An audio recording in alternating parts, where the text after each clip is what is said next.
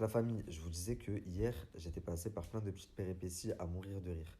Je vous explique. En plus, c'est allé crescendo. De plus en plus, ça montait, mais ridicule. Première péripétie, j'ai un ami à moi ici à Montpellier, un peu plus âgé que moi, qui est assez reconnu, enfin assez connu, et il s'occupe aussi un petit peu de ma sécurité.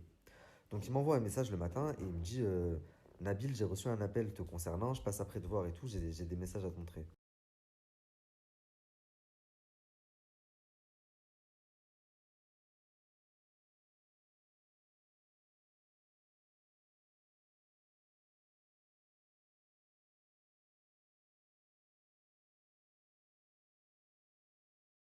Comme vous pouvez le voir dans le message, moi, impatient, il me dit demain je passe. Je lui dis c'est quoi, c'est bien, c'est mauvais. Du coup, il me dit qu'on l'a appelé et qu'on lui a demandé de ne pas intervenir en cas de descente. Moi, je me dis c'est bizarre. Comment ils ont pu l'appeler? Il n'y a personne qui sait qu'il s'occupe un peu de ma sécurité. Ici à Montpellier, il y a deux personnes qui le savent. Il y a deux personnes qui sont au courant de ça. Donc, à moins que. Même ma mère, elle le savait. Par élimination, j'ai pu savoir qui avait donné mon adresse, puisque une seule personne ici à Montpellier était au courant de l'endroit où j'habitais et qu'un tel s'occupait de ma sécurité. Donc, comme ça, j'ai pu savoir qui avait donné mon adresse, c'est très bien. Donc, mon collègue il les appelle et il fait quoi? Il rentre dans leur délire. Il leur dit, ouais, vous payez combien, machin. En fait, il essayait de savoir qui était à l'autre bout du fil et qui avait donné son numéro surtout. Quand il a vu que les personnes le baladaient et qu'ils allaient rien lui dire, il les a insultés, il les a envoyés balader.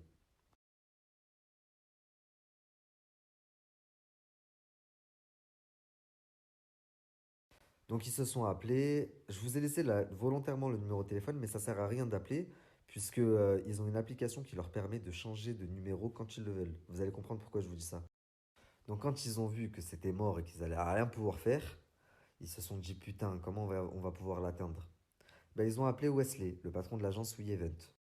Donc je vois un appel manqué de Wesley, je le rappelle, et là il m'explique, il me dit fais attention, il y a des gens qui m'ont appelé, et soi-disant ils venaient de ta part, ils m'ont insulté, donc ils lui ont dit ouais tu l'as mis à l'envers à Nabil, écoutez le vice, tu l'as mis à l'envers à Nabil avec Marc Blata, on va te brûler, on va te faire ça, et ils ont commencé à l'insulter de grosses insultes antisémites.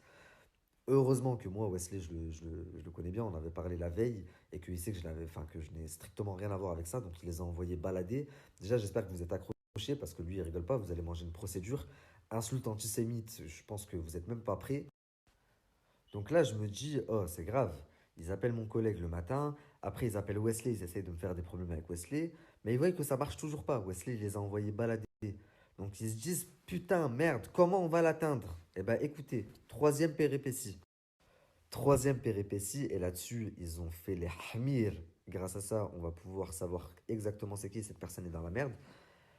Donc, ils sont passés par une plateforme qui s'appelle Resto Malin. En gros, tu commandes à manger et tu te fais livrer. Sauf que tu payes pas, tu peux payer une fois le livreur à la maison.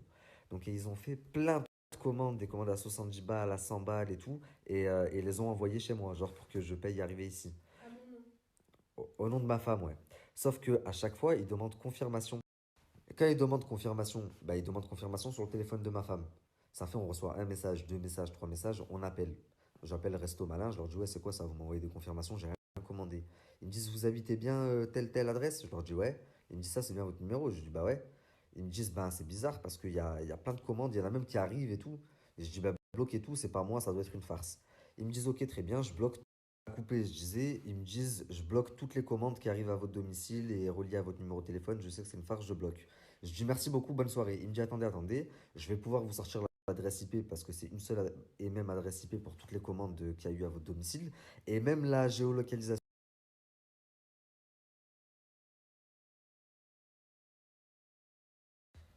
La famille, je vais manger vite fait. Et je vous raconte la quatrième péripétie. Wallah, c'est la pire, vous allez être choqués.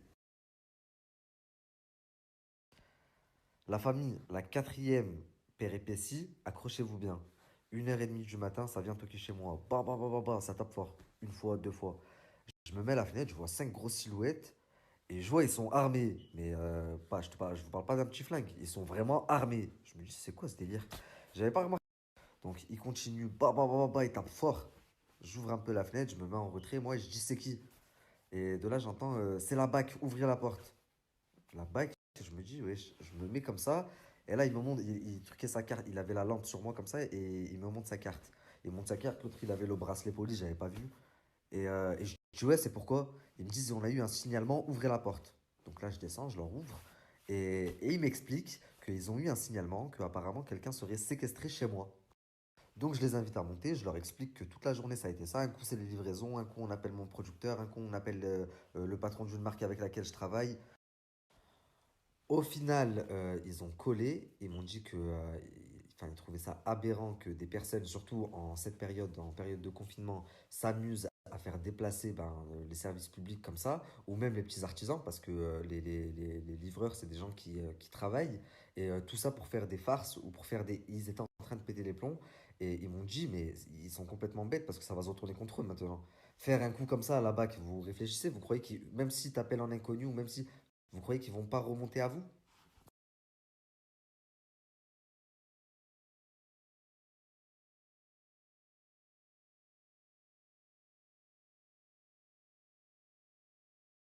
À savoir, il y a noir, blanc, rouge et vert.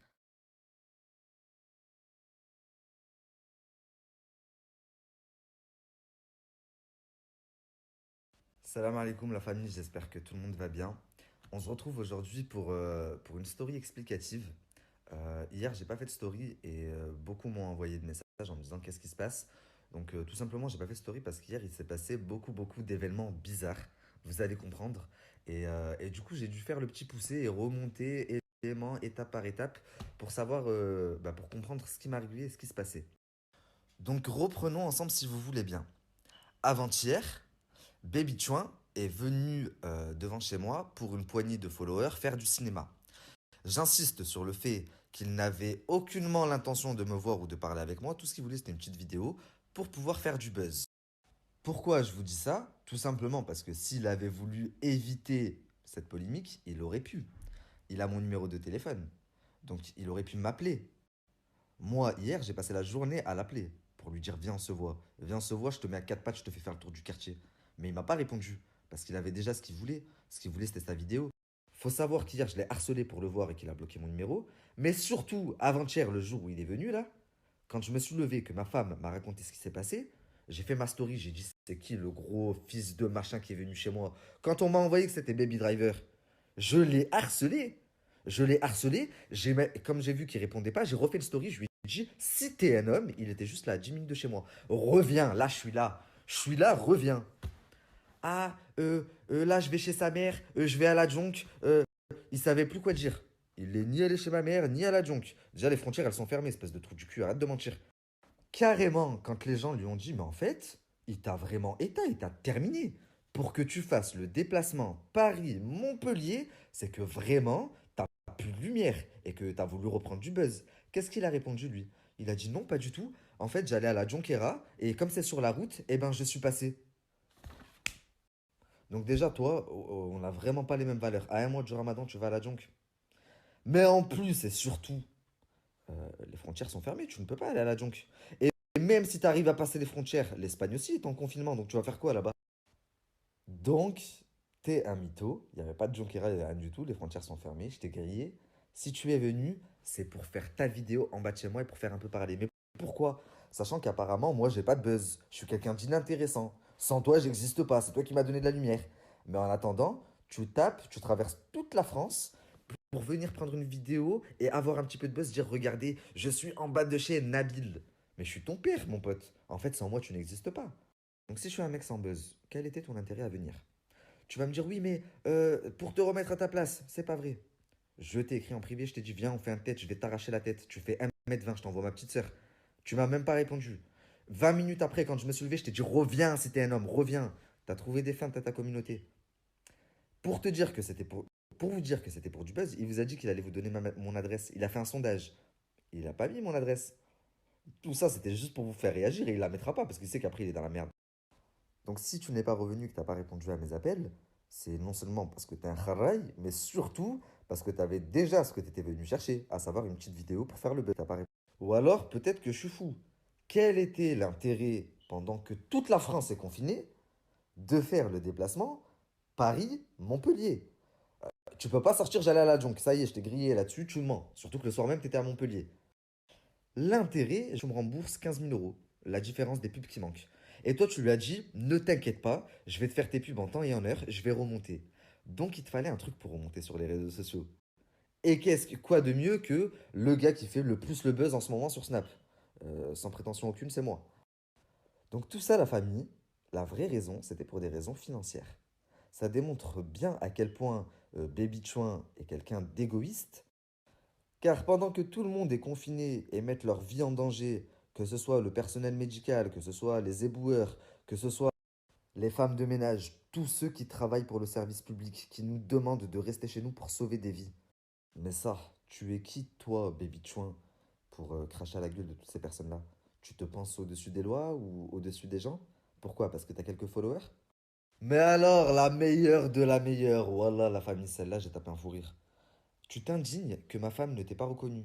Mais encore une fois, tu es qui, toi? Beyoncé? Oh, frère, dis-toi bien une chose, la moitié de ma communauté ne te connaissent pas et l'autre moitié te connaissent grâce à moi.